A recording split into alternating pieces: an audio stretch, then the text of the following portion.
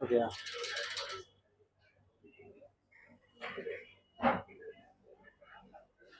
हम लोग क्या क्या पढ़ लिए हैं? रिलेशन और फंक्शन, दो टॉपिक कंप्लीट हो गया है। अब जो नेक्स्ट टॉपिक जो है, एक आपको आता है बाइनरी ऑपरेशन, जो केवल बिहार बोर्ड में है, सीबीएसई बोर्ड में नहीं। आपका कौन सा बोर्ड है? कौन स्कूल से? ये वाला कंकड़बाग, दोनों? ठीक है। और बाइनरी ऑपरेशन केवल बिहार बोर्ड में है, सीबीएसई बोर्ड में नहीं है, लेकिन उसको भी पढ़ना जरूरी है। वो बाद में पढ़ा देंगे, 1 से 2 क्लास मैक्सिमम लगेगा।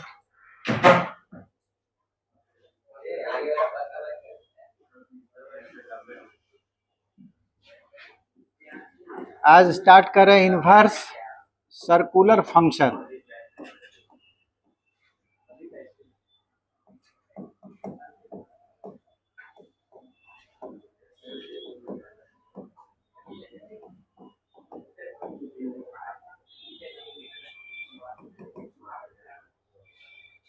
Inverse circular function. अच्छा, इसमें एंगल को चेंज करने के लिए पढ़े हैं। जैसे आपको दे दिया, ये अगर नहीं पढ़े हैं तो फिर आपको दिक्कत आएगा। 3 पाई - 45 डिग्री का वैल्यू कितना होगा, ये सबको मालूम है या नहीं?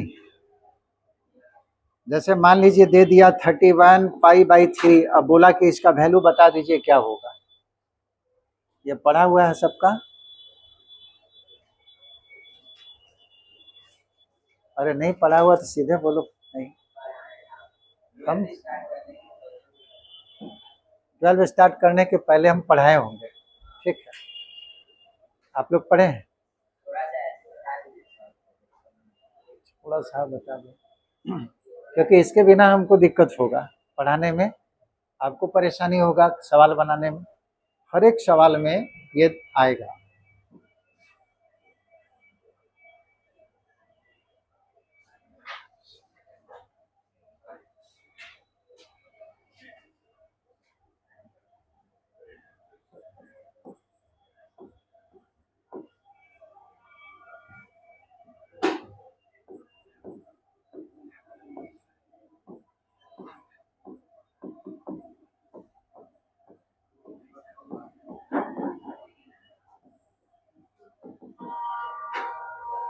क्वाड्रेंट सब पढ़ा हुआ है ना?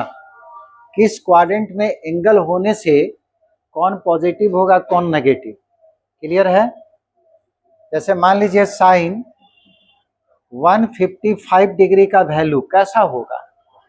पॉजिटिव, क्योंकि 155 डिग्री किस क्वाड्रेंट में है? सेकेंड क्वाड्रेंट में, और सेकेंड में साइन हमेशा पॉजिटिव होता है। लेकिन वही अब दे दे कि 10 to 81 डिग्री, पॉजिटिव होगा कि नेगेटिव? सबसे पहले तो आपको डिसाइड करना पड़ेगा कि 281 डिग्री किस क्वाड्रेंट में जा रहा है। तो ये आपको चौथा क्वाड्रेंट में है, 270 से लेकर 360 डिग्री तक फोर्थ क्वाड्रेंट का एंगल है। और फोर्थ क्वाड्रेंट में 10 क्या होता है? नेगेटिव होता है। इसका वैल्यू कितना होगा मालूम नहीं है, लेकिन नेगेटिव होगा ये श्योर है। ये सबका क्लियर है, कौन किस क्वाड्रेंट में पॉजिटिव नेगेटिव होगा। इसमें जो है पहला नियम था कि जब ट्रिगोनोमेट्रिकल फंक्शन इस तरह के एंगल पे काम करे, देन ऐसा करो ना, लंबा चौड़ा लिखेंगे तब तो दिक्कत होगा। When angle is of the form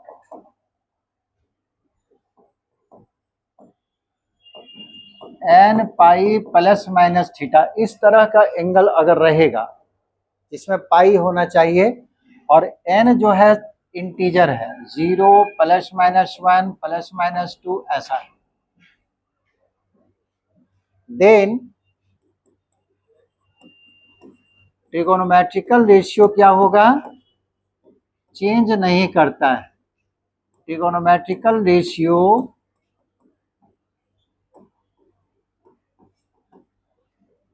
does not change.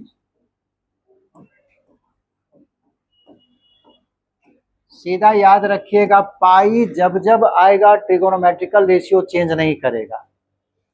और दूसरा, साइन इज फिक्स्ड, और साइन को निश्चित किया जाता है बाय द क्वाड्रेंट, क्वाड्रेंट के द्वारा, यानी कि जिस क्वाड्रेंट में एंगल हो, इन विच द एंगल लाइज।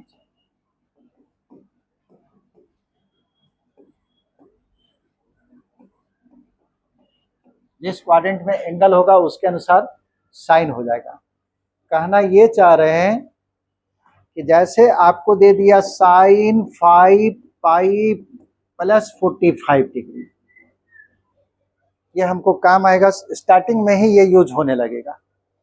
तो ये एंगल जो है इसी फॉर्म में है, एन का वैल्यू 5 है, उसके बाद पाई है, प्लस या माइनस दोनों में से कोई एक होगा तो प्लस है यहाँ पे, और थीटा के जगह पे 45 डिग्री।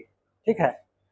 और जब भी ऐसा एंगल होगा ट्रिगोनोमेट्रिकल रेशियो क्या होगा, चेंज नहीं करेगा। तो साइन जो है साइन में आ जाएगा, इसके साथ जो एंगल है वो थीटा के जगह पे जो भी होगा वही आएगा। यही थीटा था 45 डिग्री। अब है इसका साइन कैसा होगा, पॉजिटिव होगा कि negative.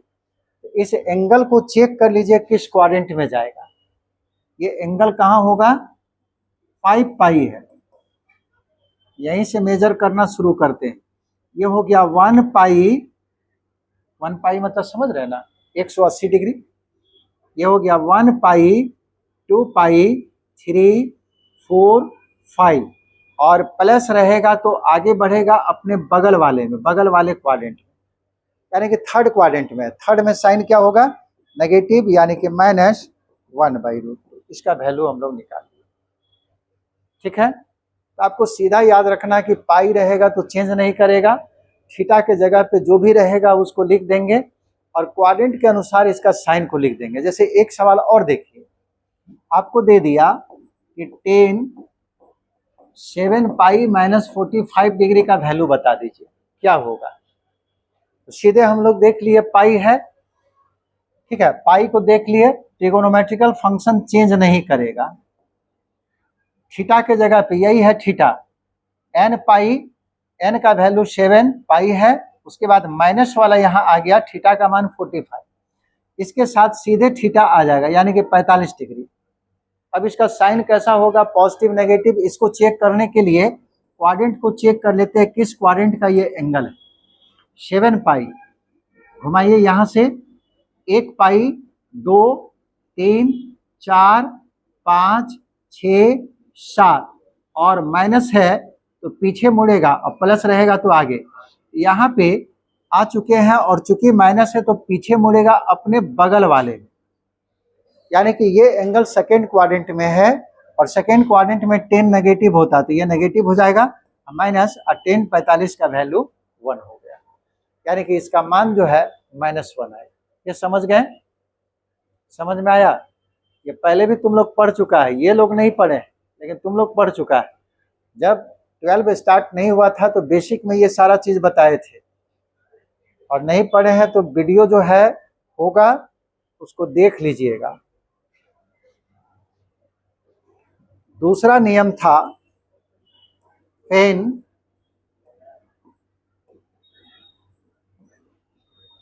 Angle is of the form, जब एंगल ऐसा हो, n π/2 ± थीटा। ठीक है, n π/2, पाई नहीं है, π/2 ± थीटा, जहां पे n का वैल्यू +-1 +-3 +-5 ऐसा है, यानी कि ऑड इंटीजर है, इवन कोई नहीं आया है, तब ट्रिगोनोमेट्रिकल फंक्शन चेंज करेगा। लिख लोगे जिनका भी छूटा हुआ है, और नहीं तो वीडियो पीछे वाला निकाल के देख लेना। ट्रिगोनोमेट्रिकल रेशियो विल चेंज, ये चेंज कर जाएगा। कैसे चेंज करता है जी, साइन रहेगा तो कॉस में चेंज करेगा, और कॉस रहेगा तो साइन में। एन रहेगा तो कॉट में, कॉट रहेगा तो टेन में, और सेक रहेगा तो कॉसेक में, और कोशेक रहेगा तो सेक। दूसरा नियम बिल्कुल सेम रहेगा, यहाँ जो नियम है वही सेम रहेगा, इसमें कोई परिवर्तन नहीं।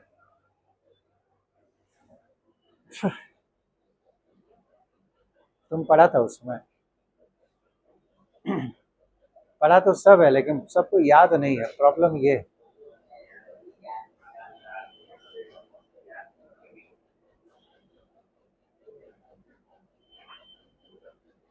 इसके बाद जो है मैट्रिक्स पढ़ाएंगे। क्या है, स्टार्टिंग से क्यों नहीं पढ़ाएंगे?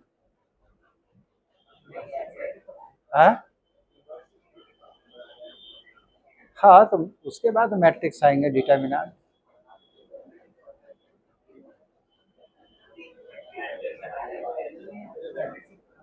के पहले मैट्रिक्स पढ़ा दें, क्यों? मैट्रिक्स और डिटर्मिनेंट ये दोनों एक साथ पढ़ाएंगे, इसको खत्म कर देते हैं। ये सब इंडिपेंडेंट चैप्टर है, अभी जो भी पढ़ा रहे हैं, जैसे रिलेशन इंडिपेंडेंट था, फंक्शन डिपेंडेंट था, उसके साथ हमको पूरा कैलकुलस को पढ़ाना चाहिए था, लेकिन फंक्शन में जिस तरह से, जैसे इनवर्स हमारा फंस जाएगा। क्यों? इनवर्स का मतलब है कि उस फंक्शन का इनवर्स निकलता जो 1 1 1 2 होता है, वहां पे पढ़ लिए। डायरेक्ट हम इसको पढ़ा देते, आपको बोलते कि 1 1 1 2 होगा तभी इसका इनवर्स मिलेगा, तो आपको पता ही नहीं चलता 1 1 1 2 है क्या।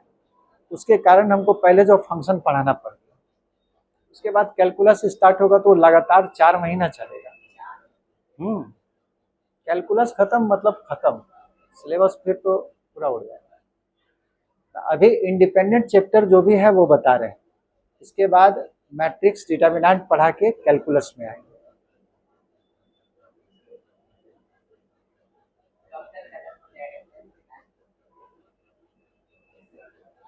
अक्टूबर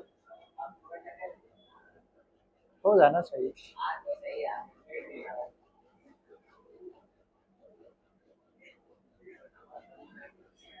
आगे बढ़े।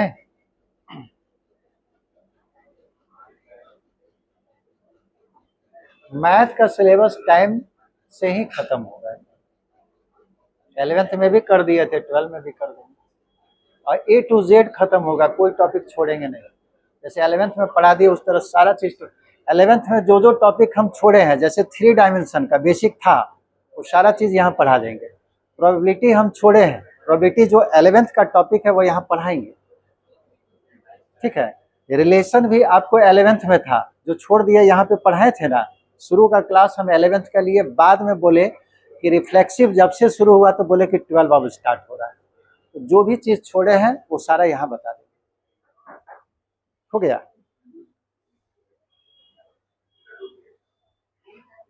क्लास रेगुलर कीजिए, ठीक है। क्लास तुम लोग बहुत अब्सेंट करता है, क्लास जब तक रेगुलर नहीं कीजिएगा, क्लास कोई भी ले दिक्कत आएगा। आगे बढ़े जी।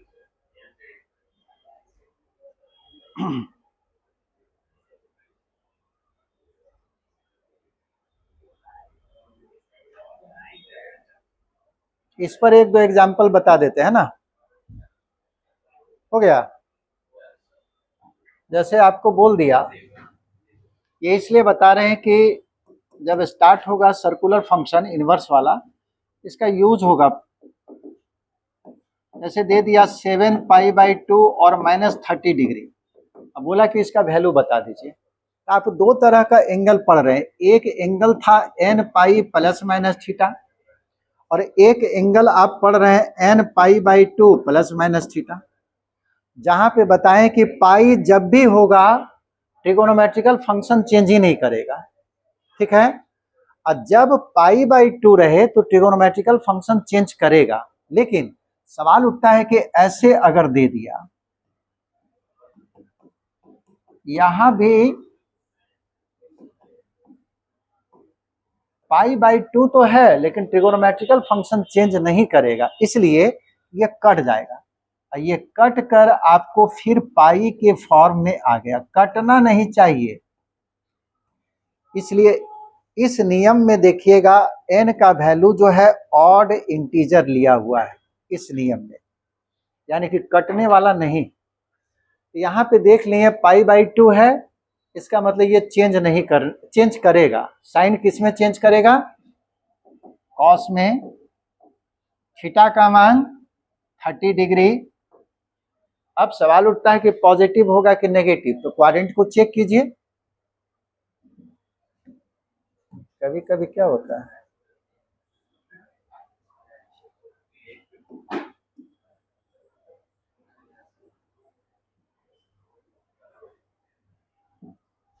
किस क्वाड्रेंट में आएगा?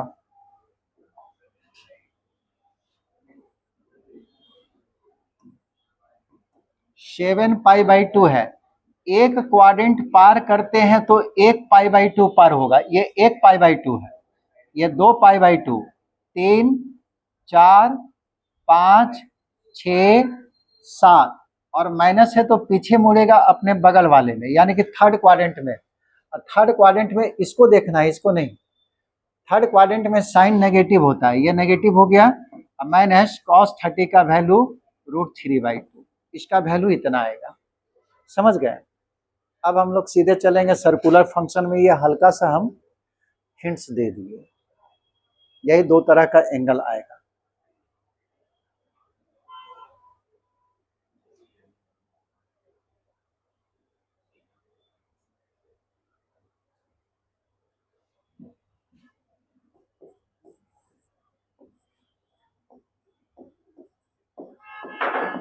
सिलेबस शुरू कर रहे हैं।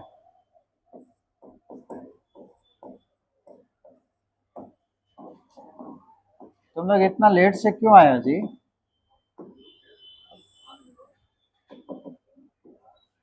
ये लोग 2 चैप्टर पार हो गया।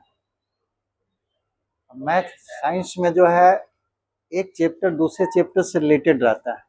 अब जैसे इन्वर्स सर्कुलर फंक्शन जो है, यानी कि ट्रिगोनोमेट्रिकल फंक्शन का जो इन्वर्स होगा उसी को इन्वर्स सर्कुलर फंक्शन कहते हैं। जैसे साइन थीटा या साइन एक्स, यह ट्रिगोनोमेट्रिकल फंक्शन है, इसका इन्वर्स ऐसे हो गया, ये साइन इन्वर्स एक्स है।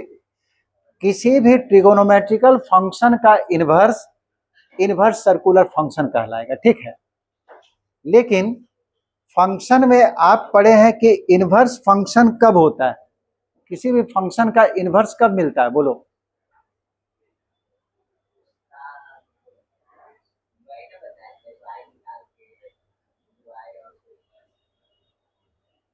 कोई भी बोलो। अरे तो हम केवल क्वेश्चन बताएं कि सब चीज बताएं?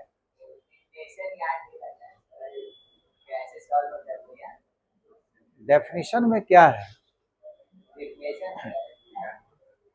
किसी भी फंक्शन का इन्वर्स कब मिलेगा?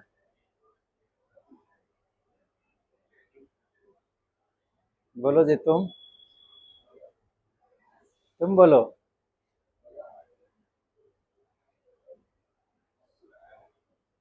कोई नहीं बता सकते हैं। हाँ बोलो।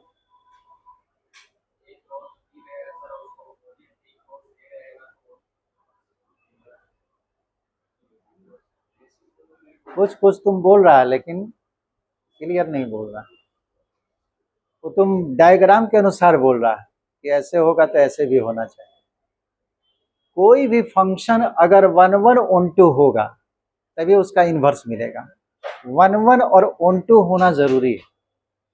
1 1 on 2 चेक करने का तरीका बताए थे कि अगर मान लो y बराबर fx कोई भी फंक्शन है, प्रत्येक फंक्शन का कुछ ना कुछ ग्राफ रहेगा।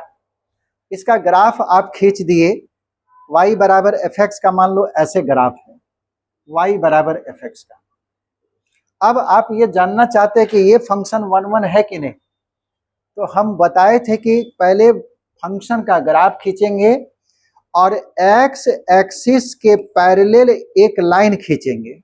अगर ये लाइन ग्राफ को एक से ज्यादा पॉइंट पे काट दिया वो फंक्शन 1 1 नहीं होगा। जैसे इस ग्राफ को कितने पॉइंट पे काट दिया, 4 पॉइंट पे काटा हुआ, यानी कि ये फंक्शन 1 1 नहीं। दूसरा, मान लो कोई फंक्शन ऐसा है, ये एग्जाम्पल केवल दे रहे हैं हम, ये सब हम पढ़ा चुके हैं फंक्शन में। ये फंक्शन का ग्राफ है। अब कोई भी लाइन अगर एक्स एक्सिस के पैरेलल हम खींच दे, एक्स एक्सिस के पैरेलल कोई भी लाइन, इस ग्राफ को केवल एक ही पॉइंट पे काटेगा, ये फंक्शन 1 1 हो गया। किसी भी फंक्शन का इनवर्स तभी मिलेगा अगर वो फंक्शन 1 1 भी हो और ऑनटू भी हो। मुख्य रूप से अभी 1 1 को समझिए, ऑनटू में फिर जाएंगे तो फिर वो लोग को दिक्कत नहीं है, आप लोग को दिक्कत हो जाएगा। ठीक है, ऑनटू का मतलब पूरा बताना पड़ जाएगा हमको, फंक्शन ही तो 1 1 और ऑनटू दोनों होना चाहिए, इसीलिए बोले कि लेट से आ रहे हैं। अब देखिए कि साइन का इनवर्स मिलेगा कि नहीं। हम लोग तो पढ़ रहे हैं इनवर्स सर्कुलर फंक्शन, इसका डेफिनेशन पहले लिख लो। Inverse of trigonometrical function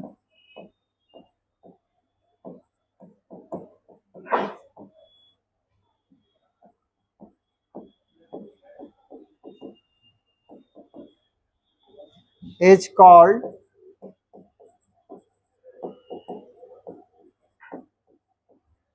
inverse circular function।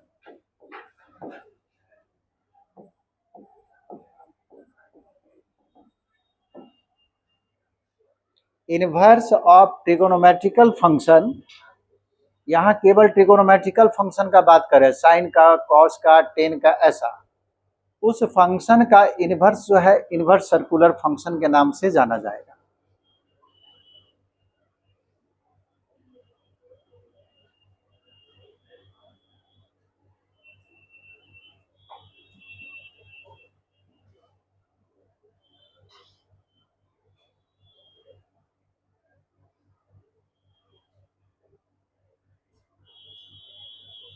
आगे बताएं।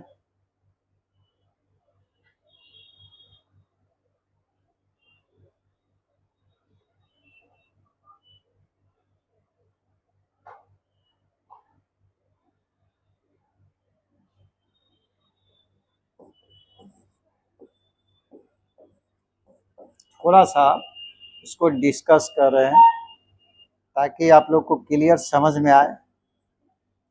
ग्राफ ऑफ y बराबर साइन एक्स, ग्राफ खींचे हैं, ट्रिगोनोमेट्री हम नहीं पढ़ाए थे तो लोग को 11th। साइन एक्स का ग्राफ क्या होता है? हैं?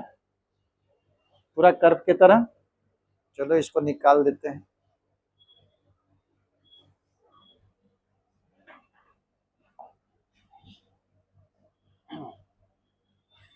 y बराबर साइन एक्स का ग्राफ खींचना है।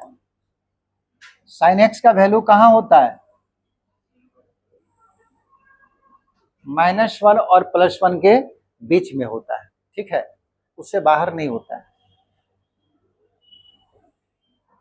यह है y बराबर 1 का ग्राफ और y बराबर -1 का ग्राफ।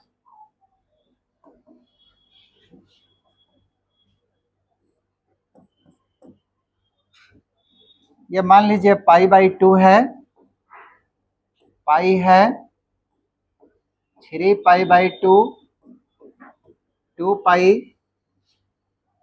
-π/2 और -π -3π/2 -2π। ग्राफ खींच रहे हैं। साइन एक्स का ग्राफ जो है y बराबर 1 के ऊपर नहीं जाएगा, क्योंकि इसका मैक्सिमम वैल्यू, साइन का मैक्सिमम वैल्यू 1 होता है, यानी कि y का मैक्सिमम वैल्यू 1 जाएगा, यही y बराबर 1 है। अब मिनिमम वैल्यू साइन का -1 होता है, y का वैल्यू -1, यानी कि -1 ये वाला ग्राफ, इसी के बीच में उसका ग्राफ आएगा। साइन 90 डिग्री डाला हुआ है। साइन 90 का वैल्यू, साइन 90 कितना होता है? 1, यानी कि यहाँ पे ग्राफ जो है 1 को टच कर देगा, यही 1 है। और साइन 180 डिग्री का वैल्यू, साइन 180 डिग्री 0 होता है, ठीक है। 180 डालिएगा 0 आ जाएगा। 0 का मतलब एक्स एक्सिस को काटेगा। साइन 3π/2 270 डिग्री पे इसका वैल्यू -1 हो जाता है, -1 को टच कर देगा यहाँ पे 270 डिग्री पे। और फिर साइन 2π पे 0 हो जाएगा, ठीक है। ये ग्राफ खींच रहे हैं साइन का, इस तरह से ये आगे बढ़ते जाएगा, अभी खत्म नहीं हुआ है। अब इधर -90 डालिएगा, साइन -90, तो इसका वैल्यू -1 हो जाएगा। -1 नीचे है, ये -1। और जब -π डालेंगे तो साइन 0, -3π/2 पे इसका वैल्यू 1 हो जाएगा, 1 को टच कर देगा यहाँ पे, इस तरह से आगे बढ़ेगा। साइन का ग्राफ यही है। साइन का जब ग्राफ खींचे, अब सवाल उठता है कि इसका इनवर्स मिलेगा कि नहीं। हमको तो इनवर्स पढ़ना है। ये साइन का ग्राफ हुआ। जितने भी ट्रिगोनोमेट्रिकल फंक्शन है, सब का सब जो है मेनी वन फंक्शन है, कोई भी 1 1 है ही नहीं। आप एक्स एक्सिस के पैरेलल कोई भी लाइन खींचिएगा, इस ग्राफ को इनफाइनाइट नंबर ऑफ पॉइंट पे काटेगा, 1-2 पॉइंट पे नहीं, 1 2 3, ये ग्राफ तो अभी चलते रहेगा। ये चौथा पॉइंट पे काट दिया, इनफाइनाइट नंबर ऑफ पॉइंट पे काटेगा, यानी कि ये फंक्शन जो है 1 1 नहीं है। क्लियरली y बराबर साइन x इज नॉट 1 1, ये 1 1 नहीं। और किसी भी फंक्शन का इनवर्स तब मिलेगा जब वो फंक्शन 1 1 हो और ओंटू हो। तो ओंटू के विषय में अभी दिमाग से निकाल दीजिए, अभी समझिए कि 1 1 होना चाहिए। ये 1 1 नहीं है, ये मेनी वन फंक्शन हो गया। अब सवाल उठता है कि इसका इनवर्स कैसे मिलेगा। तो 1 1 बनाने के लिए क्या किया जाए। जब तक इसका ग्राफ जो इस तरह से चलेगा, ये मेनी वन फंक्शन है, कोई भी लाइन खींचेंगे, कई जगह पे इसको काट दिया। इसको 1 1 बनाने के लिए इसका डोमेन पे, डोमेन का मतलब होता है एक्स का मान। एक्स का मान कहां से कहां तक ले रहे हैं, एक्स का वैल्यू आप -इनफाइनाइट से लेकर +इनफाइनाइट तक ले रहे हैं, उसका डोमेन पे रेस्ट्रिक्शन लगा दीजिए। यानी कि जितना ग्राफ आप देख रहे हैं, हम लोग केवल यहां से लेकर -90 से लेकर +90 तक का ग्राफ सोचिए। फिर से दिखा रहे हैं।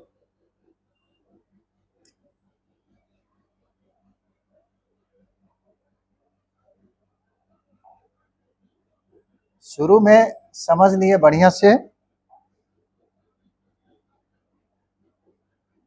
यही आपको एक्स एक्सिस है, ये y बराबर 1 का ग्राफ लिए थे जो ऊपर में था, y बराबर -1 का ग्राफ नीचे वाला,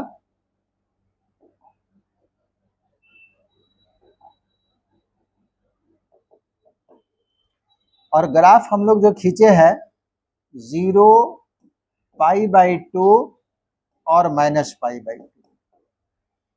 π/2 पे ग्राफ सीधे 1 को टच कर गया था, 1 को टच कर गया, और -90 पे ये -1 को टच कर गया। बस इतना ही ग्राफ होगा, ठीक है। जब तक साइन का ग्राफ हम लोग पूरा खींचेंगे, वो फंक्शन कभी भी 1 1 नहीं होगा। अब हम लोग क्या किए, इसका डोमेन पे रेस्ट्रिक्शन लगा दिए। रेस्ट्रिक्शन कहने का मतलब डोमेन जो x का वैल्यू -इनफाइनाइट से +इनफाइनाइट था, उतना लेंगे ही नहीं। x का वैल्यू केवल -90 से लेकर +90 तक है, इतना ही। और जैसे ही आप x का वैल्यू -90 से +90 तक लीजिएगा, तो साइन का ग्राफ केवल यही आएगा, ये 1 तक गया और नीचे में -1 तक गया, इतना ही ग्राफ हो गया साइन का, ठीक है। y बराबर साइन x का ये ग्राफ है, लेकिन x का वैल्यू -90 से +90 तक लिया गया है। अब ये बताइए कि ये फंक्शन 1 1 होगा? अब तो हो जाएगा। जैसे ही कोई लाइन खींचिएगा तो इस ग्राफ को कितने जगह पे काटेगा? एक पॉइंट पे। ये फंक्शन 1 1 हो जाएगा। अब इसका इनवर्स मिलना शुरू हो जाएगा। ये समझ में आया कि साइन हुआ, कॉस हुआ, टेन हुआ, जितने भी फंक्शन है, कोई भी 1 1 फंक्शन नहीं है, सब का सब क्या है? मेनी वन फंक्शन है। उसको 1 1 बनाने के लिए उसका डोमेन पे रेस्ट्रिक्शन लगाया गया। कहने का मतलब डोमेन जो माइनस इन्फिनाइट से प्लस इन्फिनाइट था उतना नहीं लेना है। डोमेन लिया -90 से +90, जैसे ही उसका डोमेन -90 से +90 लिया, वो फंक्शन जो है 1 1 बन गया। और जब 1 1 बना तो इसका इन्वर्स अब मिलना शुरू हो जाएगा। यानी कि किसी भी ट्रिगोनोमेट्रिकल फंक्शन का इन्वर्स तभी आपको मिलेगा जब उसका डोमेन पे रेस्ट्रिक्शन लगा दिया जाए। वो सबका अलग अलग है। जैसे ये हम साइन का आपको बताएं कि -90 से +90 ले रहे हैं तो फंक्शन 1 1 हो गया। उसी तरह का कॉस का जो है 0 से पाई लेंगे उसका डोमेन, तब जो है 1 1 बन जाएगा। उस केस में उसका इन्वर्स मिलने लगेगा।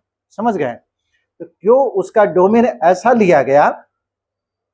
उसका रीजन था कि फंक्शन को 1 1 बनाया गया, तब जो है उसका इन्वर्स मिल रहा है। और जो भी फंक्शन 1 1 होगा उसी का इन्वर्स होगा। ठीक है, 1 1 भी 1 2 भी। तो फिलहाल केवल ये वाला ग्राफ बना लीजिए। ये ग्राफ शो कर रहा है कि 1 1 नहीं है, और ये ग्राफ शो कर रहा है कि 1 1 हो गया है।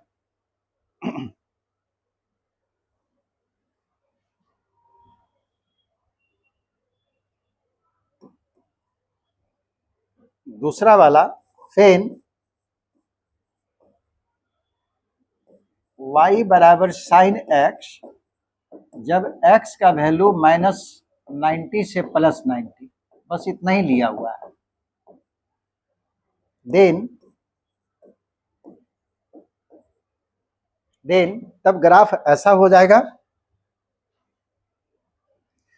और ये फंक्शन जो है y बराबर साइन एक्स, इस केस में 1 1 हो जाएगा। इधर जो है 1 1 नहीं था, लेकिन जब उसका डोमेन पे रेस्ट्रिक्शन लगा दिए कि हम डोमेन पूरा नहीं लेंगे, -90 से +90 लेंगे, तो ग्राफ केवल इतना ही बचा, और एक्स एक्सिस के पैरेलल खींचे, केवल एक ही पॉइंट पे काटा, फंक्शन 1 1 हो गया। इस केस में अब इन्वर्स मिलेगा।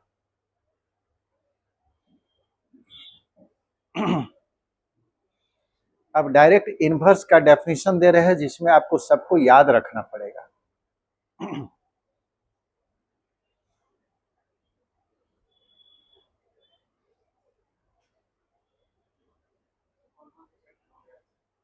रिलेशन फंक्शन, ये दूसरा चैप्टर है।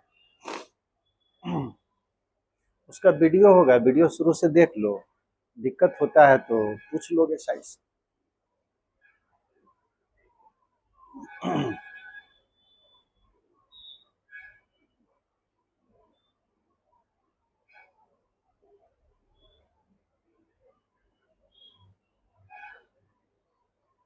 यहाँ डोमेन क्या लिया हुआ है?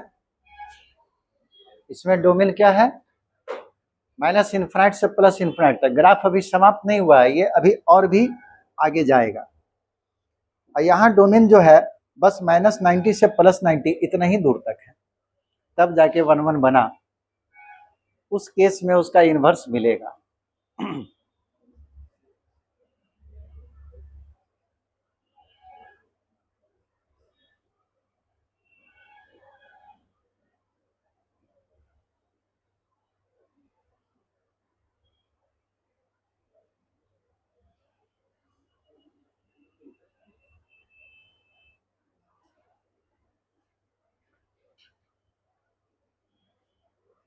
ये केवल समझने के लिए था, इससे पूछेगा कुछ नहीं। ठीक है, जो पूछेगा अब बताएंगे।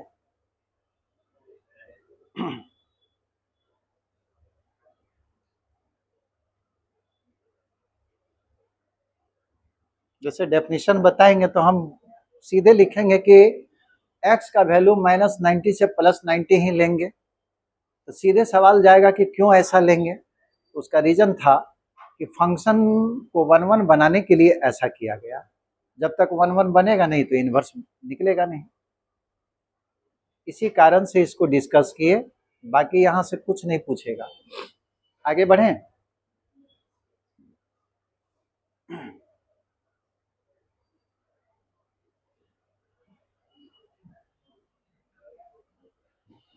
क्लास अब्सेंट नहीं करोगे, ठीक है? तुम बहुत अब्सेंट करता है। हाँ,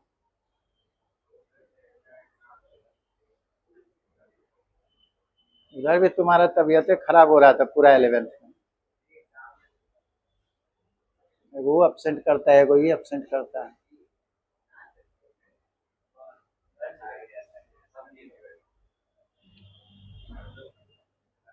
हो गया जी।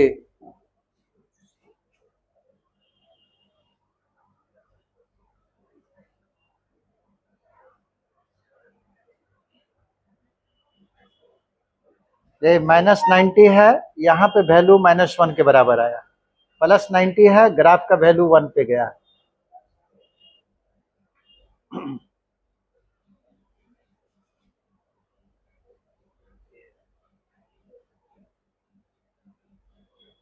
आगे बढ़े।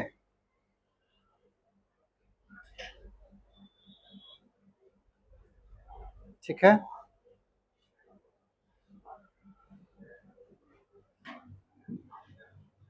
अब रिजल्ट देखिए। If sin theta is equal to x, अगर मान लीजिए sin थीटा x के बराबर है, देन थीटा या then the angle theta is called, theta ही कहलाएगा sine inverse x.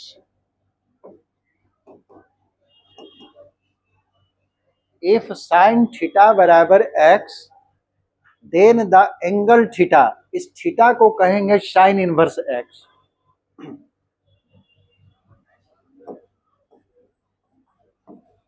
We write it as, और इसको लिखेंगे theta is equal to sine inverse x, ऐसे। यानी कि साइन इनवर्स एक्स जो है एक एंगल को रिप्रेजेंट कर रहा है, लेकिन ये केवल अभी समझने के लिए है। अब जो है मेन लिखा रहे। आप जानते हैं कि ट्रिगोनोमेट्रिकल फंक्शन का इनवर्स तो मिलता ही नहीं है। कब मिलता है? जब उसका डोमेन पे रेस्ट्रिक्शन लगा दिया जाए। अभी कुछ नहीं लगाया हुआ है, हम सीधे लिख दिए हैं साइन थीटा बराबर एक्स। तब जो इसका एंगल होगा वही एंगल जो है साइन इनवर्स एक्स कहलाएगा। अब आइए मेन डेफिनेशन में। If sine theta is equal to x, तब थीटा बराबर साइन इनवर्स एक्स। लेकिन साइन इनवर्स एक्स तभी होगा, इसका इनवर्स तभी मिलेगा, प्रोवाइडेड एक्स का वैल्यू -1 और +1 के बीच में हो, और थीटा का वैल्यू -90 और +90 के बीच में हो। ये रेस्ट्रिक्शन लगाया गया था। वहां पे थीटा का वैल्यू -90 +90 के बीच में लिए थे, तब वो फंक्शन 1 1 बना था, और बताए थे कि तब उसका इन्वर्स मिलेगा। वही देखिए, थीटा का वैल्यू -90 +90 के बीच में। ये साइन का कंडीशन था। अब आइए कॉस। कॉस का इन्वर्स कब मिलता है? If cos theta is equal to x, सबको याद रखना पड़ेगा जी। तब थीटा बराबर कॉस इनवर्स एक्स,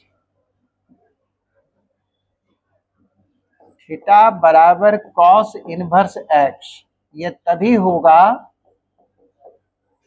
जब अच्छा एक्स क्या है, दो चीज यहां चल रहा है। एक्स जो है वास्तविक में नंबर है और थीटा क्या है, एंगल। नंबर -1 +1 के बीच में होना चाहिए और एंगल जो है -90 +90। हम जो ग्राफ वहां खींचे थे, ध्यान दीजिएगा, वहां का एंगल था एक्स। अब देखिए उस एंगल था एक्स और यहाँ का एंगल कौन क्या ले रहा है, थीटा ले रहा है, दोनों में अंतर है।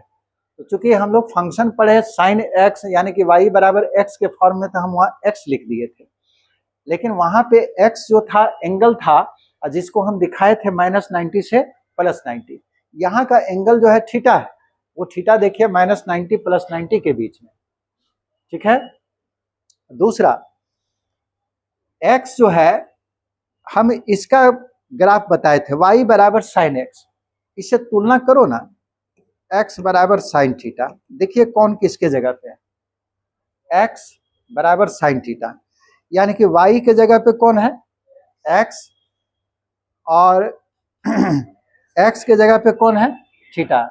इस केस में x का वैल्यू क्या लिए थे ग्राफ में, -90 से +90, और y का वैल्यू कहां से कहां तक गया था, -1 से +1। y के जगह पे x है तो x का वैल्यू कहां से कहां तक जाएगा, -1 से +1 तक गया हुआ है, और x के जगह पे थीटा है, थीटा का वैल्यू -90 से बिल्कुल वही चीज लिखा हुआ, बस सिंबल का अंतर है।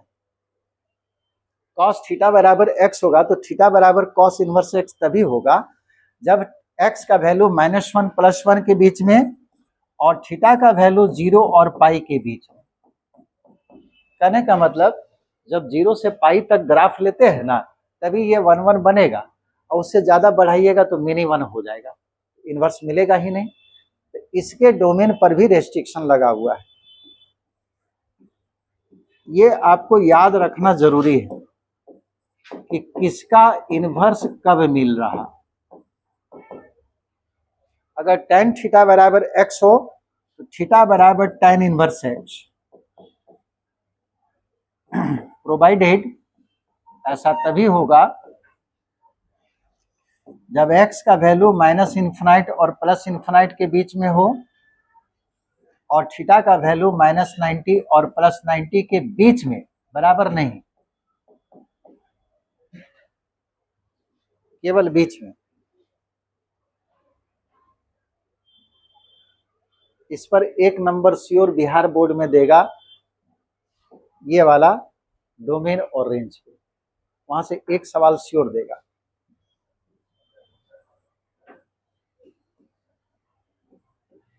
cot theta is equal to x, theta बराबर cot इनवर्स x तभी लिख पाएंगे जब x का वैल्यू तो कहीं भी हो सकता है, लेकिन थीटा का वैल्यू 0 और पाई के बीच में ही होगा।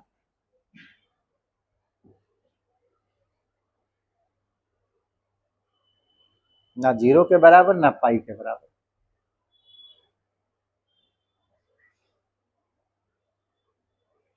क्या कर रहा, जाओ मुंह धो के आओ, डेली तुमको नींद आ रहा है, जाओ धो के आओ, नहीं तो सोएगा फिर।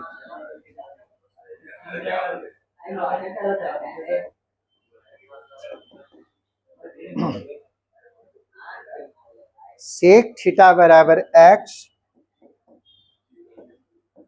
देन थीटा बराबर सेक इनवर्स x कब होगा जी,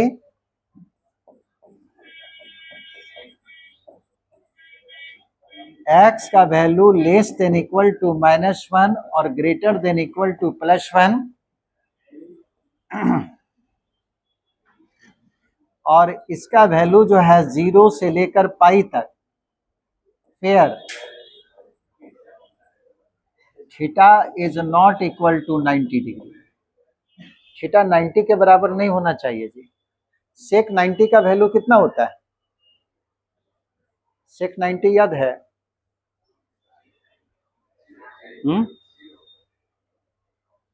सेक 90 0,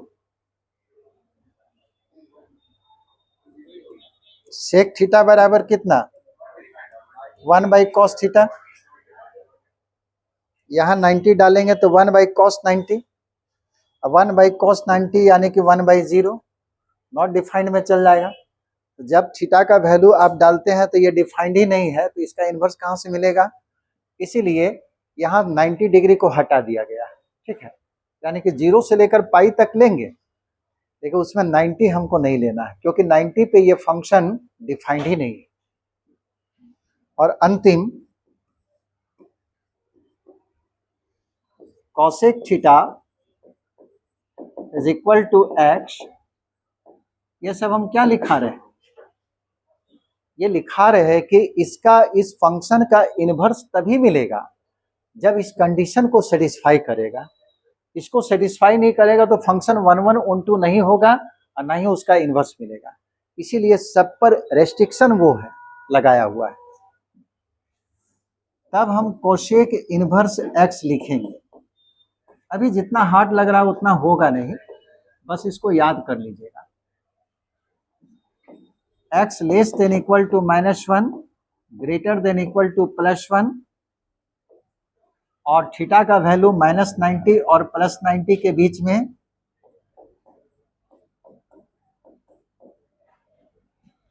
फेयर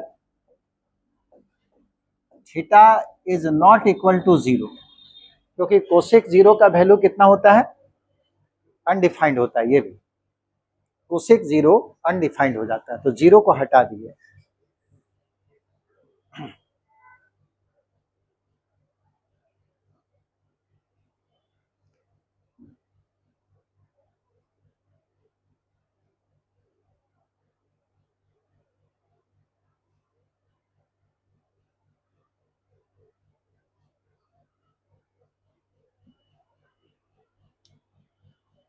ये समझ में आया? इसमें याद रखना यही है कि cos थीटा अगर x है तो उसका इन्वर्स को आप लिख सकते हैं कब? जब थीटा का वैल्यू 0 और पाई के बीच में, और 0 और पाई के बीच में नहीं रहेगा तब आप उसका इन्वर्स को लिख ही नहीं पाइएगा, यानी कि इन्वर्स डिफाइंड नहीं होगा। इसीलिए वो सारा जो कंडीशन दिया हुआ है उसको याद रखना है कि कब किसका इन्वर्स मिलेगा, और इसी को बोलते हैं प्रिंसिपल वैल्यू। जैसे थीटा का मान -90 से +90 के बीच में ये प्रिंसिपल वैल्यू है। 0 से पाई कॉस के लिए प्रिंसिपल वैल्यू है, -90 से +90 10 के लिए प्रिंसिपल वैल्यू है। ऐसा रहेगा तब उसका इन्वर्स मिलेगा। आगे बढ़ें।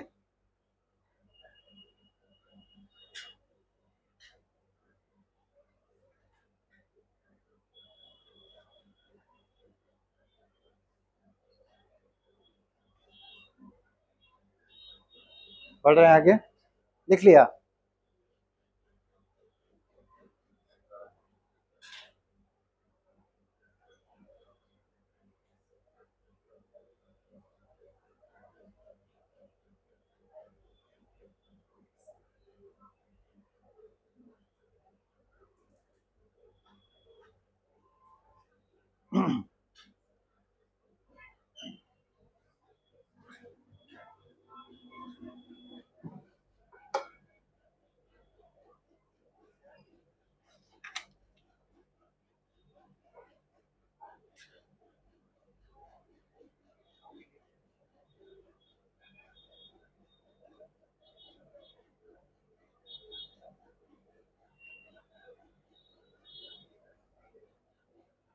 क्या बगल से लिखो जी।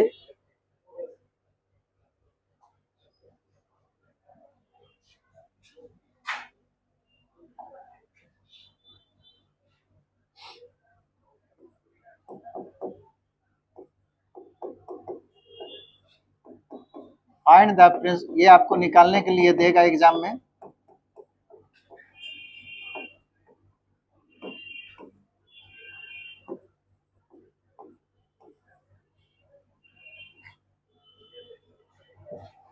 क्या दिया सवाल?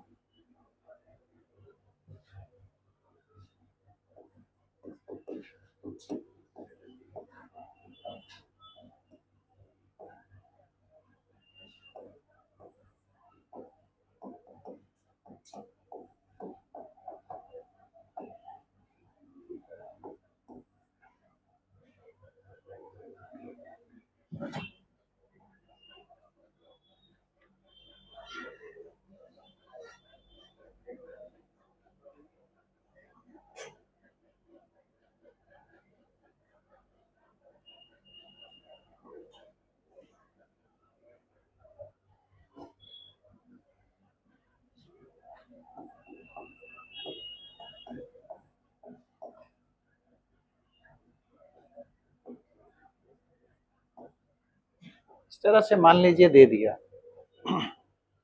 बोला कि प्रिंसिपल वैल्यू निकालिए।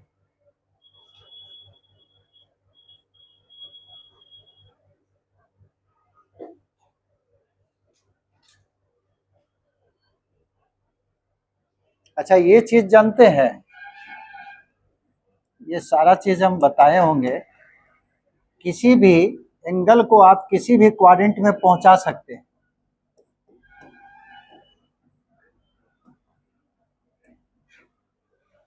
मान लीजिए कोई एंगल है थीटा, यही थीटा है, अभी किस क्वाड्रेंट में है? फर्स्ट क्वाड्रेंट में। इसी एंगल को सेकेंड क्वाड्रेंट में पहुंचाना होगा तो क्या करेंगे? अगर इस एंगल को सेकेंड क्वाड्रेंट में पहुंचाना होगा तो पाई माइनस थीटा हो जाएगा, ठीक है। थर्ड क्वाड्रेंट में अगर इस एंगल को पहुंचाना होगा, यह पाई प्लस थीटा हो जाएगा।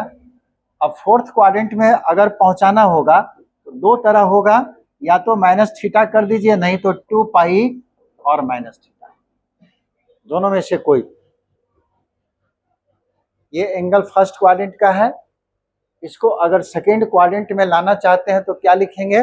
पाई माइनस थीटा। थर्ड क्वाड्रेंट में pi plus theta. Fourth quadrant में या तो माइनस थीटा, ये चौथा क्वाड्रेंट का एंगल हो गया, और नहीं तो 2 पाई माइनस थीटा। अब इसका हम लोग यूज करेंगे, उससे हमको फायदा होगा, उसको नोट ही कर लीजिए साइड में।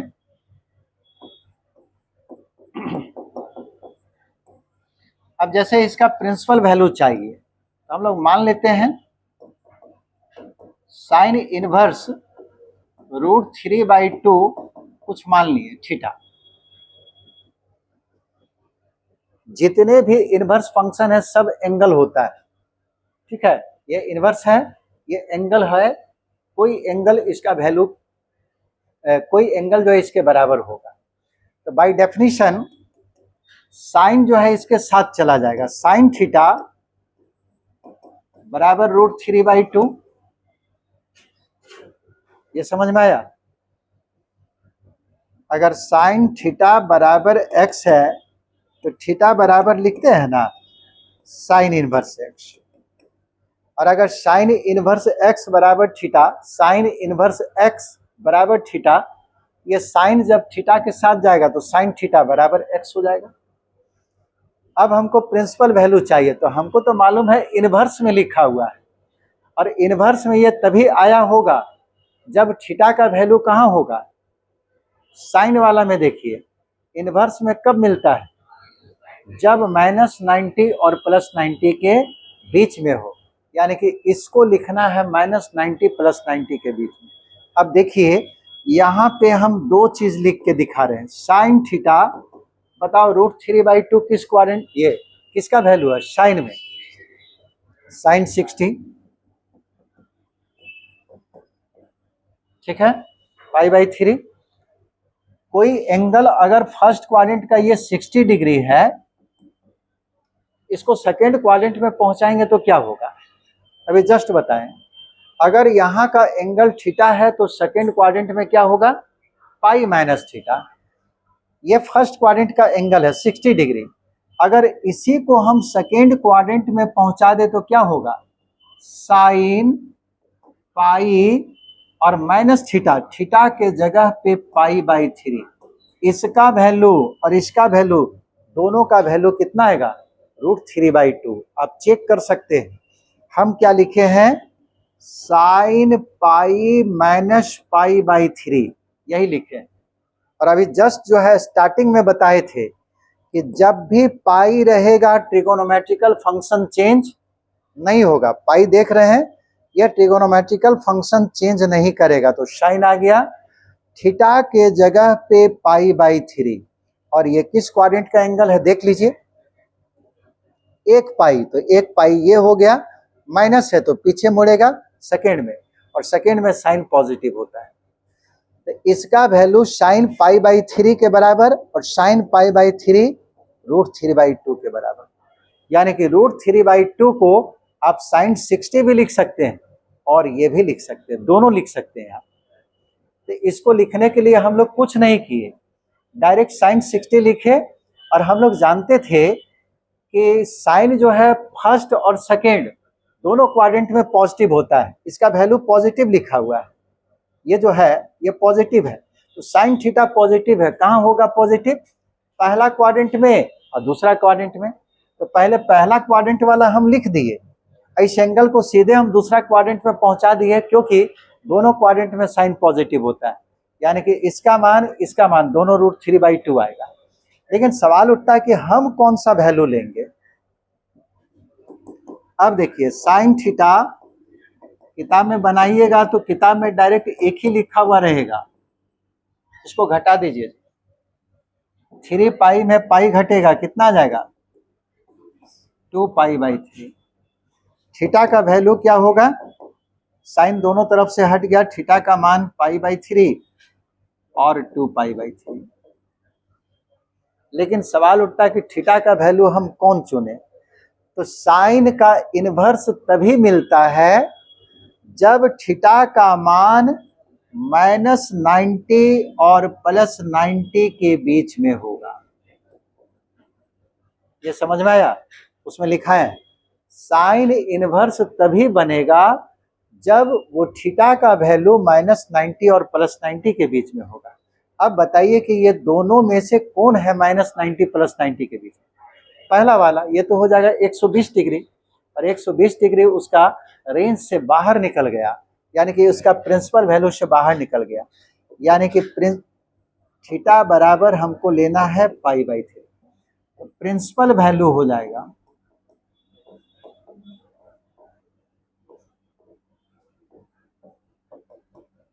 π/3। हालांकि किताब में आपको ये देगा ही नहीं, इसी को देगा, लेकिन सवाल उठता है कि हम क्यों इसको रिजेक्ट कर रहे हैं, ये बता रहे हैं। इसलिए रिजेक्ट कर रहे हैं क्योंकि इनवर्स तभी मिलेगा साइन का जब थीटा का मान -90 +90 के बीच में हो। दो वैल्यू तो निकाले हैं, इनमें से एक ही वैल्यू ऐसा है जो -90 +90 के बीच में है, वही प्रिंसिपल वैल्यू बन जाएगा। दूसरा बन जाएगा sine inverse -half, principal value चाहिए। प्रिंसिपल वैल्यू का मतलब थीटा का मान -90 +90 के बीच में ही आएगा, साइन रहेगा तब।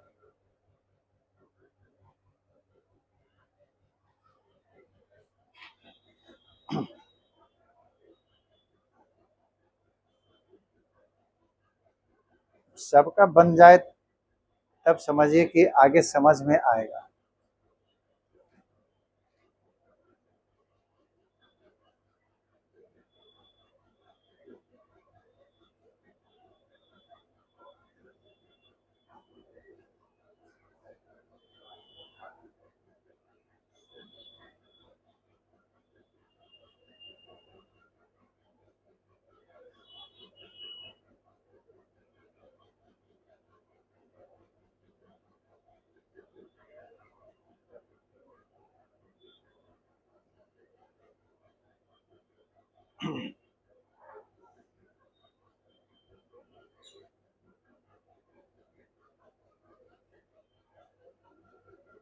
बताएं?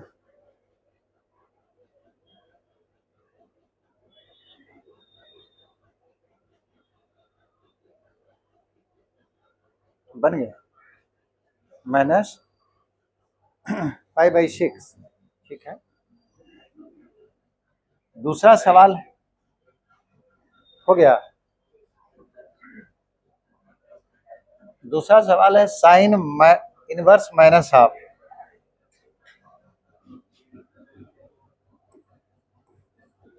मान लेते हैं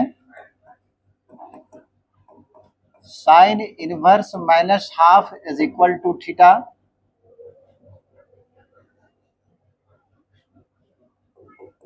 ये हो जाएगा डेफिनेशन के अनुसार साइन थीटा बराबर -हाफ, ठीक है।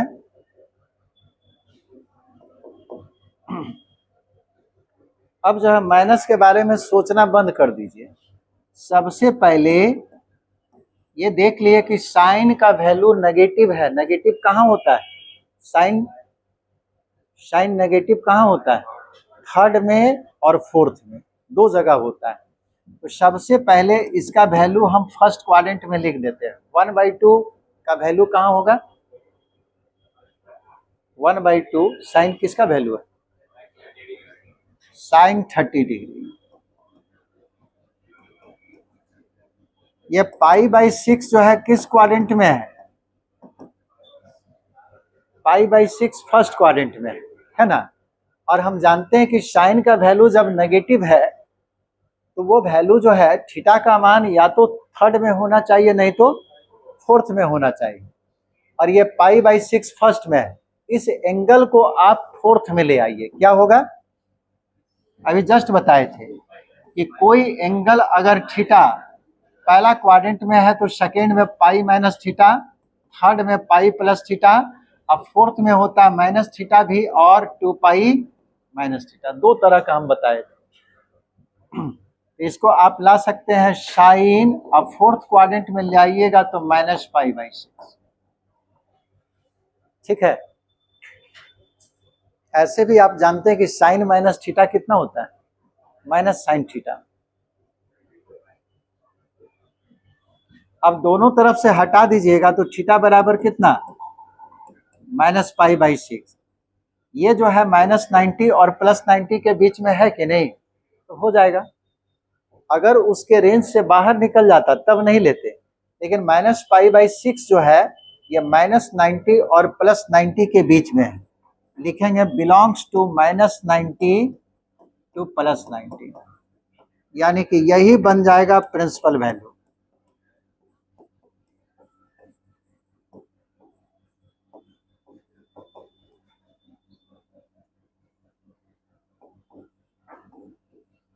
प्रिंसिपल वैल्यू यही आ जाएगा।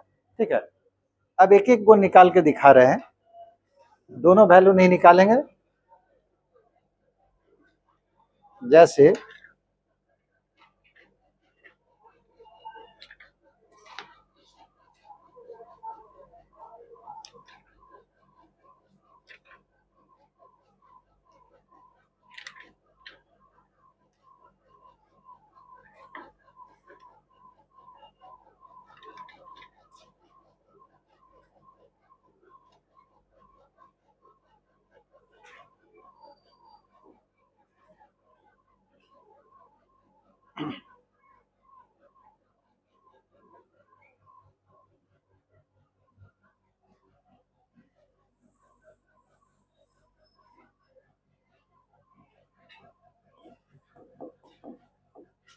फाइंड द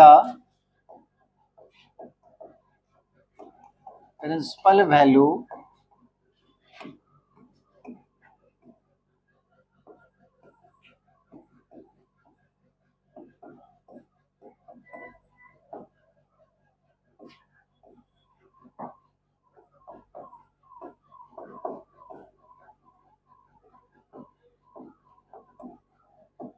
दोनों बनाइए। तो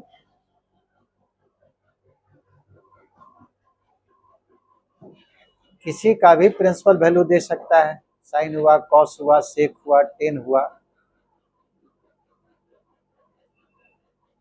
कॉस इनवर्स।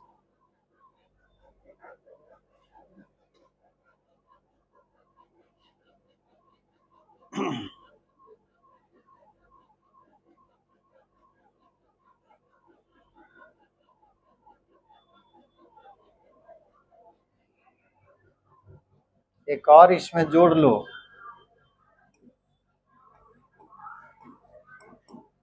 अगर ये -1/2 कर दिया तब क्या होगा कॉस में?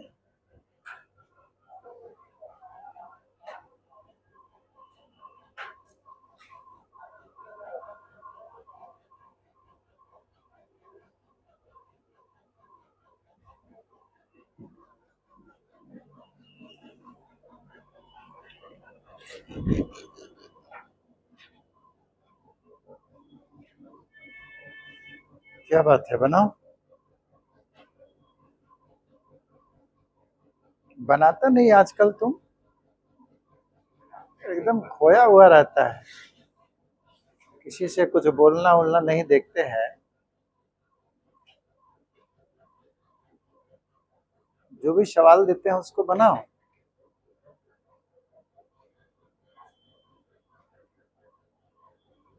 जब तक बनाओगे नहीं सीख नहीं पाओगे। खासकर जिसका परफॉर्मेंस पहले अच्छा रहा बाद में गड़बड़ा जाता है, ये बहुत ही गड़बड़ बात है। कुछ बोलता उलता नहीं है, एकदम शांत रहता है। पढ़ाई पे ध्यान दीजिए।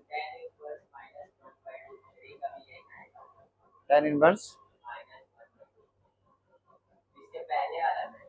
हाँ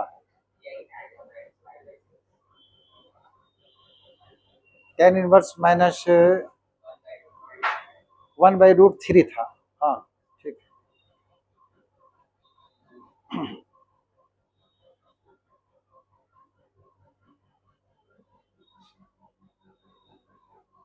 एक ही वैल्यू निकाल सकते हैं, बस जो वैल्यू आप निकाल रहे हैं वो आपको जो प्रिंसिपल वैल्यू है उसके अंदर आना चाहिए, और नहीं आया तो फिर लाना पड़ जाएगा।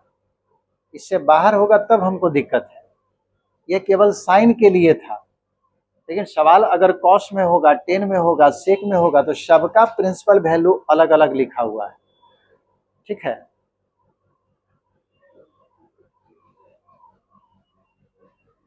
जैसे ये वाला सवाल तो बिल्कुल ठीक है, cos inverse 1/2 is equal to theta मान। तो डेफिनेशन के अनुसार cos theta is equal to 1/2 हो जाएगा।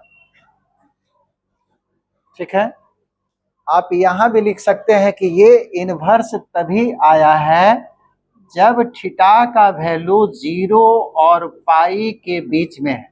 उसका कंडीशन देखिए, कॉस इनवर्स x तभी मिलता है जब थीटा का वैल्यू 0 और पाई के बीच में। तो इनवर्स से हम इसको चेंज किए, इसका मतलब थीटा का मान इसके रेंज से बाहर नहीं निकलना चाहिए। अगर निकलेगा तब इनवर्स नहीं मिलेगा, उसी के बीच में लाना है। तो डेफिनेशन को हम यही लिख दिए। अब इसका वैल्यू हम निकालेंगे ठीक इसके बीच में। तो अब दो दो फंक्शन नहीं लेंगे, डायरेक्ट एक ही पे निकाल देंगे। 1/2 का वैल्यू कॉस में बताइए कितना डिग्री का? कॉस π/3, कॉस 60 का वैल्यू 1/2 होता है, और ये 60 डिग्री जो है 0 और पाई के बीच में, यही प्रिंसिपल वैल्यू हो गया। यानी कि थीटा का मान π/3 और इसका प्रिंसिपल वैल्यू यही हो जाएगा। क्यों? क्योंकि हम जो मान निकाले हैं वो 0 और पाई के बीच में है, जो कॉस के लिए होना चाहिए था। अब सवाल उठता है, tan इनवर्स पे मेरा लगता है निकाल ही दोगे।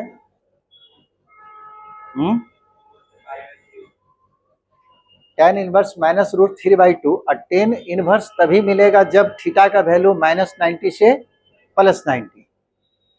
तो -90 से +90 वाला में ले जाएंगे। हमको समस्या एक चीज का है, इसका कॉस इनवर्स -½ अगर रहेगा तब क्या करेंगे, इसको हम बता दे रहे हैं। ठीक है, कितना? 2π/3। आगे बढ़े इसको। ये जब तक चेंज करने नहीं जानिएगा दिक्कत होगा। अभी तो एकदम सीधा है, डायरेक्ट वैल्यू आ रहा है, जैसे ये सब में समस्या आएगा। आगे बताएं, कॉस इनवर्स -½ सी नंबर हम बता रहे हैं। ठीक है,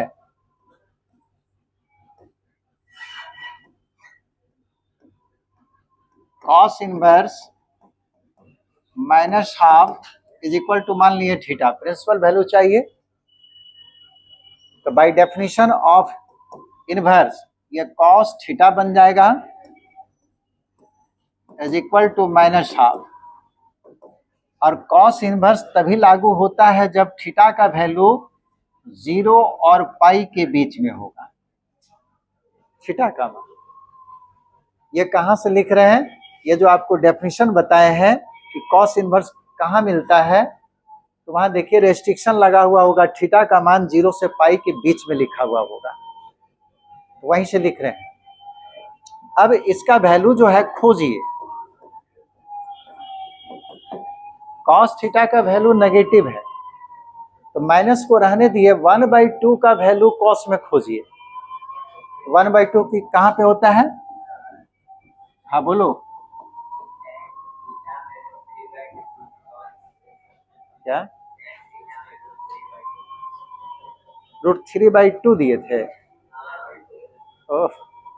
उसको 1/√3 ना केवल √3 रहने दो, √3/2 उसमें वैल्यू नहीं आता है। हाँ -√3 कर दो, तो गलती लिखा गया होगा तो। tan इनवर्स -√3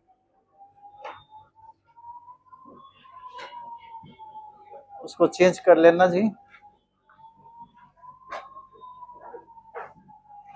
यही ना था।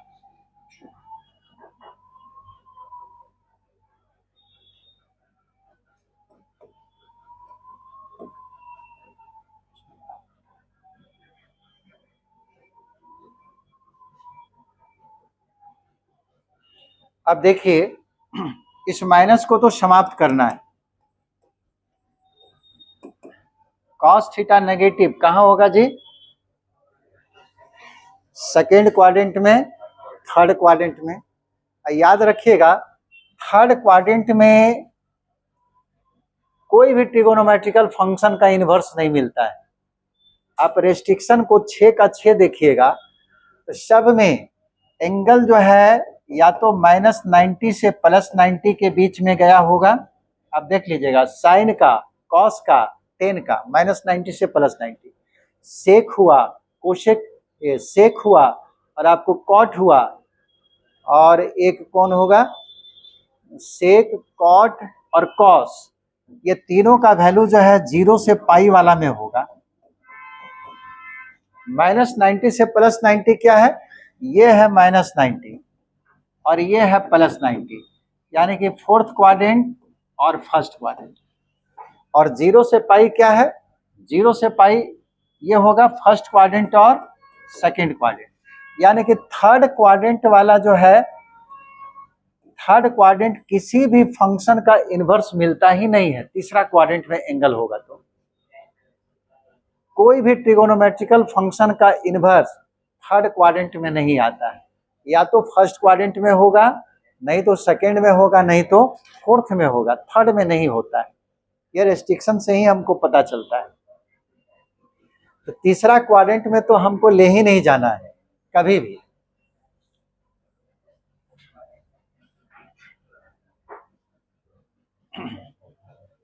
इस एंगल को आप सेकेंड क्वाड्रेंट में ले आइए। देखिए कॉस थीटा का value negative, cos theta negative होता है सेकेंड में और थर्ड में। थर्ड में किसी का भी इनवर्स नहीं मिलता, वो ऐसे ही छट गया। अब हमको कहाँ ले जाना है? सेकेंड में। इस एंगल को सेकेंड में ले चल जाइए। आपको ये फर्स्ट क्वाड्रेंट का एंगल है, सीधे इसको सेकेंड में ले जाइएगा तो क्या बनेगा? बताए थे यही है थीटा, और सेकेंड में ले जाएंगे तो पाई -π/3। ये सेकेंड क्वाड्रेंट में चला गया। अब माइनस लिखने का जरूरत नहीं है, ये अपने आप सेकेंड क्वाड्रेंट में गया। और सेकेंड क्वाड्रेंट में कॉस नेगेटिव होता है, नेगेटिव आ जाएगा, उसके विषय में नहीं सोचना है। अब ये हो गया कॉस थीटा बराबर 3π में पाई घट गया कितना? 2π/3, और थीटा का वैल्यू आ गया 2π/3। जो थीटा का मान आया है अब चेक कर लेंगे कि हमारा रेंज में है कि नहीं। ये बोलता है 0 से लेकर पाई तक हो सकता है। तो 2π/3 क्या है? π/3 मतलब 60 में 2 से गुना करेंगे 120 डिग्री। ये था 0 से 180 के बीच में हो सकता है, ये 120 डिग्री है, यानी कि सही। समझे? तो प्रिंसिपल वैल्यू हो गया इसका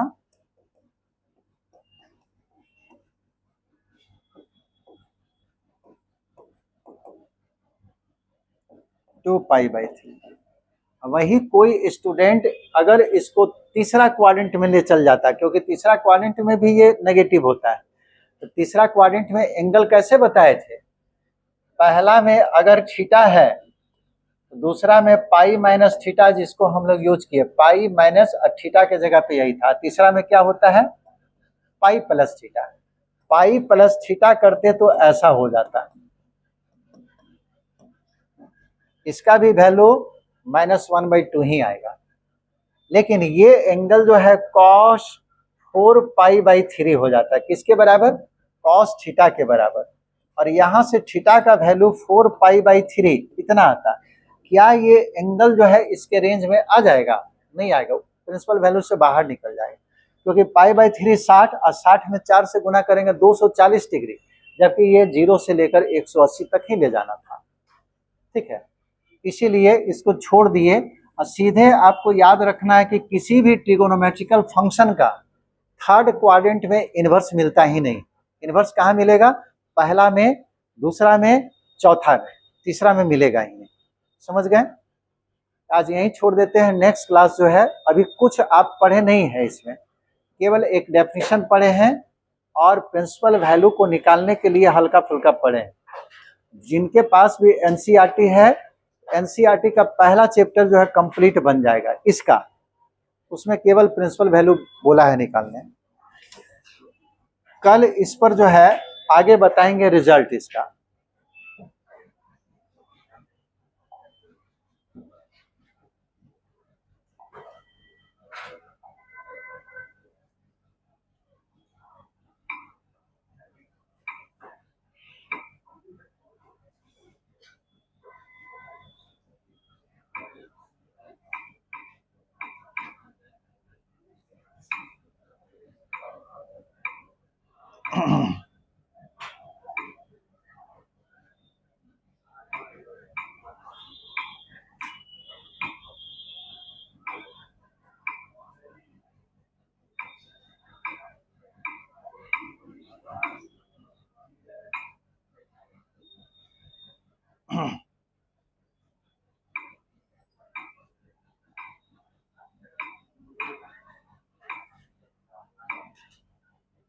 अविनाश, इसको बंद कर दो।